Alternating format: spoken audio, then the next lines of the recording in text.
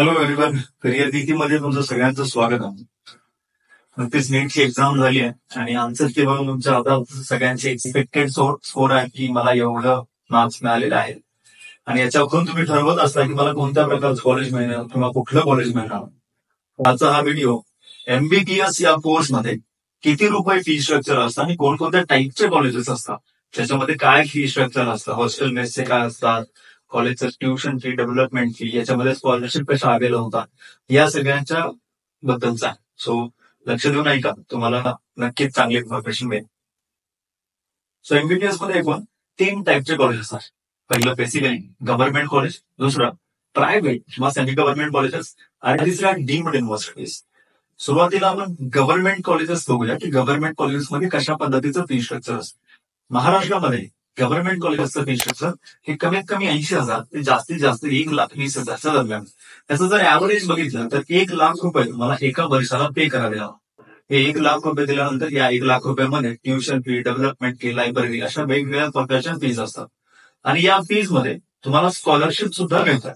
म्हणजे for example, जर तुमची कॅटेगरी ओपन मध्ये EWS असेल, EBC मध्ये बसत असाल किंवा ओबीसी मध्ये असाल, EWS, ओबीसी किंवा EBC मध्ये असाल तर तुमच्या ट्युशन फीच्या 50% फीज ही तुम्हाला स्कॉलरशिप मिळेल.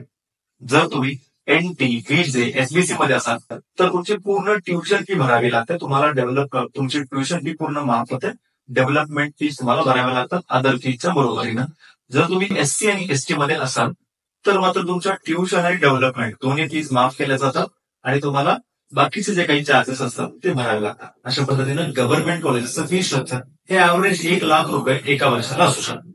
दुसरा टाईप आहे प्रायव्हेट कॉलेजेस किंवा ज्याला सेमी गव्हर्नमेंट कॉलेज असं सुद्धा म्हटलं जातं. अर्थातच गव्हर्नमेंट कॉलेजपेक्षा प्रायव्हेट कॉलेजचं किंवा सेमी गव्हर्नमेंट कॉलेजचं फी स्ट्रक्चर थोडं जास्त असतं. आता हे किती असतं तर महाराष्ट्राचा विचार केला तर महाराष्ट्रामध्ये कमीत कमी 7,00,000 रुपये हे प्रायव्हेट कॉलेजचं फी स्ट्रक्चर आहे आणि जास्तीत जास्त 16,60,000.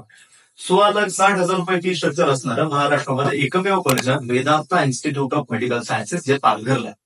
बाकी सगळ्या कॉलेजचा विचार केला तर साधारण 8,00,000 ते 9,00,000च्या दरम्यान या सगळ्याचं फी स्ट्रक्चर आपल्याला स्क्रीनवर यातल्या काही कॉलेजेसचं फी स्ट्रक्चर सुद्धा दिसेल की लास्ट इयरचं 2022-23 मध्ये किंवा 2023-24 मध्ये त्याचं फी स्ट्रक्चर कसं आहे. त्याच्यामध्ये ज्या पद्धतीनं गव्हर्नमेंट कॉलेजेसमध्ये स्कॉलरशिप मिळतात सेम त्या पद्धतीनं प्रायव्हेट कॉलेजमध्ये सुद्धा कॅटेगरी वाईज फीज मध्ये स्कॉलरशिप सुद्धा मिळतात. याचा पण तुम्हाला फायदा होऊ शकतो. तिसरा जो टाईप आहे ज्याला डीम्ड युनिव्हर्सिटीज असं म्हटलं जातं, ह्या स्वायत्त इन्स्टिट्यूट, सेल्फ ऑटोनॉमस कॉलेजेस आहेत.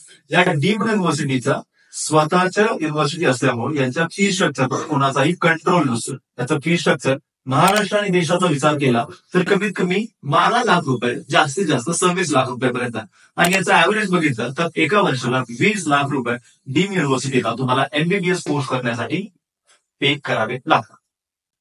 आता एकूण आपण फी स्ट्रक्चर बघितली तर आता हे जे काही मी फी स्ट्रक्चर सांगितलं ते प्रत्येक वर्षाचं फी स्ट्रक्चर आहे, एक्सक्लुडिंग हॉस्टेल आणि मेस. हॉस्टेल आणि मेसचे यामध्ये खर्च पकडलेले नाही. आता तुम्हाला प्रत्येक कॉलेजमध्ये, प्रत्येक युनिव्हर्सिटीमध्ये तुम्हाला 1 ते 1.5 लाख रुपयाचा, साधारण 2,00,000 रुपयाचा एक्स्ट्रा खर्च हॉस्टेल आणि मेस यासाठी येणार.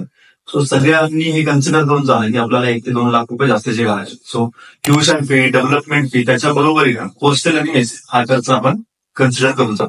अशा पद्धतीनं गव्हर्नमेंट, प्रायव्हेट म्हणजे सेमी गव्हर्नमेंट आणि डीम्ड युनिव्हर्सिटी या तिन्हीचा हे एक्सपेक्टेड फी स्ट्रक्चर आहे. अशा पद्धतीचं फी स्ट्रक्चर प्रत्येक वर्षी भरावं लागतं आणि हे 4.5 वर्षाचं फी स्ट्रक्चर असतं, 4.5 इयर्स.